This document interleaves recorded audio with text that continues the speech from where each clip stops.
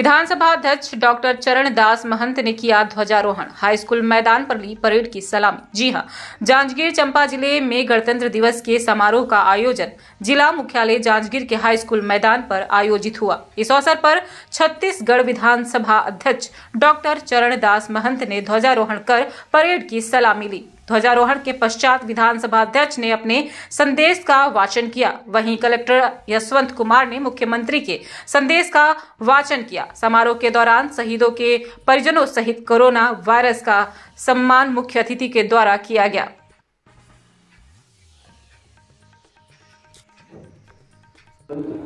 तथा गणराज्य के आधुनिक संदर्भों में किया गया है।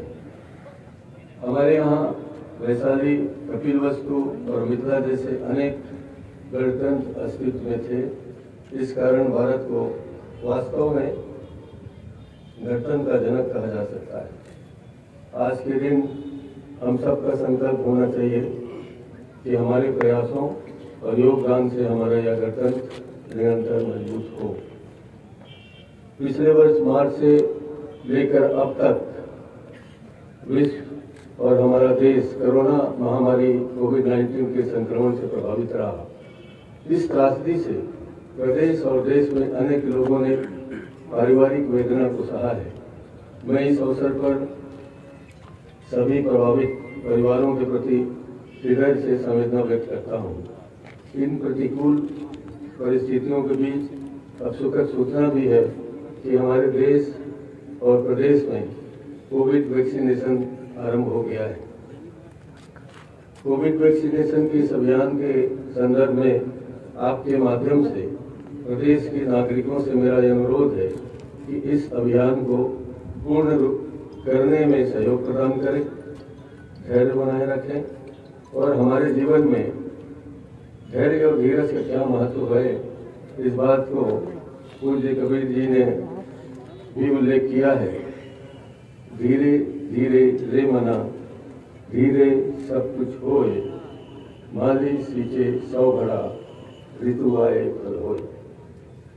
नई पीढ़ी को यह विशेष रूप से जानना है कि गणतंत्र दिवस का पावन पर्व हम सब भारतीयों के लिए विशेष महत्व रखता है। 15 अगस्त 1947 को आजादी के उपरांत हमारा सर्वप्रथम लक्ष्य था अपने राष्ट्रीय संविधान का सृजन। देश के महान विचारकों, बुद्धिजीवियों, समाज सेवियों, राजनीतिज्ञों ने संविधान सभा में विचार विमर्श के उपरांत हमारे संविधान की रचना की और 26 जनवरी 1950 को भारतीय संविधान लागू हुआ। इस भारत का पूर्ण गणतांत्रिक राष्ट्र बना।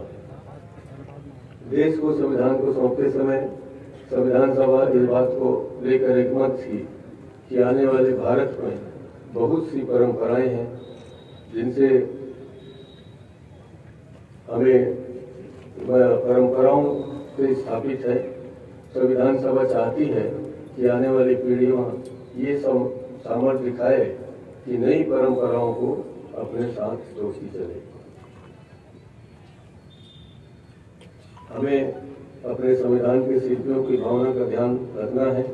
हमारे राष्ट्रनायकों ने दलगत और व्यक्तिगत प्रतिबद्धताओं के ऊपर उठकर एवं नागरिकों को केंद्र में रखकर संविधान की रचना की थी। आज हमारा भी कर्तव्य यही है कि राजनीतिक मतभेदों से उठकर हम राष्ट्र हित में काम करें। हमारा संविधान राष्ट्रपिता महात्मा गांधी के आदर्शों की प्रतिछाया है। संविधान के नीति निर्देशक तत्वों से यह प्रमाणित होता है कि हमारे भारतीय संविधान का आधार बापू के आदर्श और सिद्धांत हैं। इसलिए यह स्पष्ट है कि संविधान के सम्मान के लिए और देश के विकास के लिए भारत के प्रत्येक नागरिक को बापू के आदर्शों का अनुसरण करना होगा।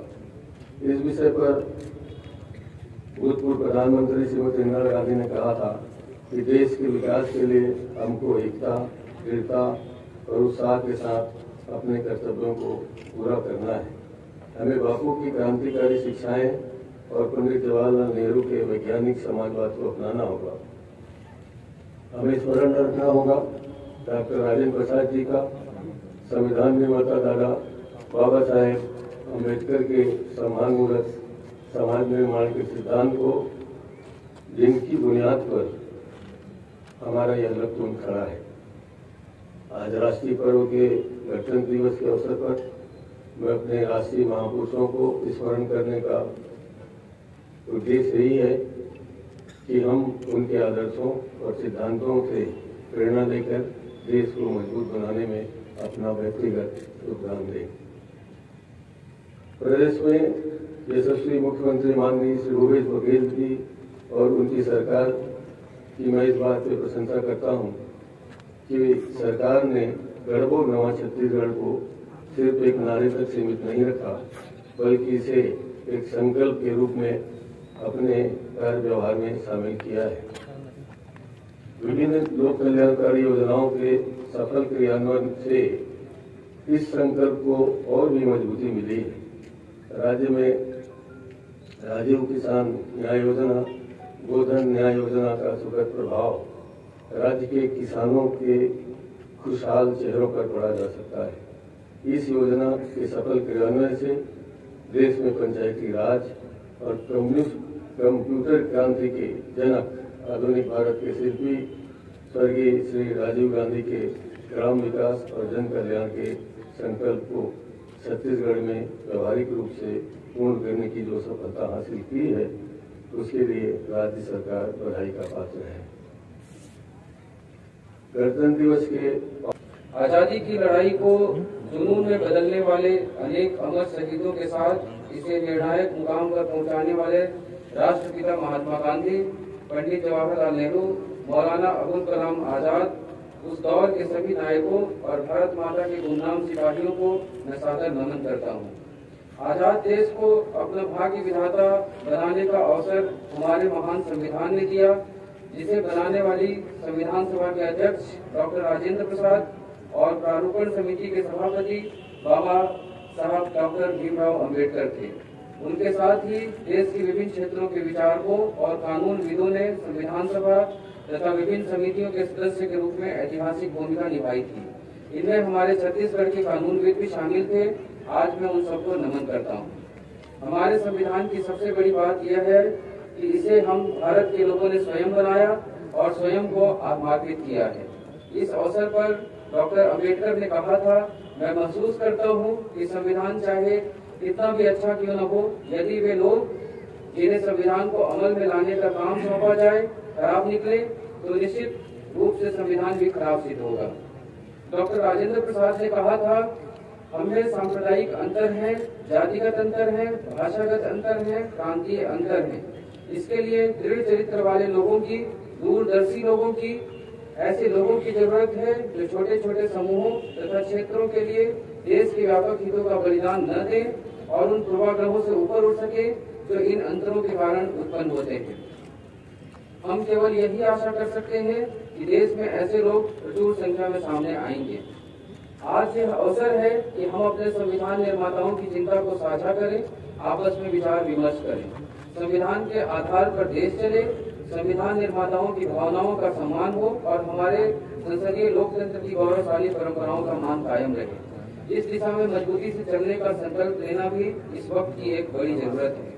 मुझे ये कहते हुए बहुत खुशी हो रही है कि हमारा छत्तीसगढ़ हमारे महान स्वतंत्रता सेनानियों और संविधान निर्माताओं की आशाओं के अनुरूप सद्भाव और समरसता के रास्ते पर अडिग रहा, जिसके लिए आप सब बधाई के पात्र हैं।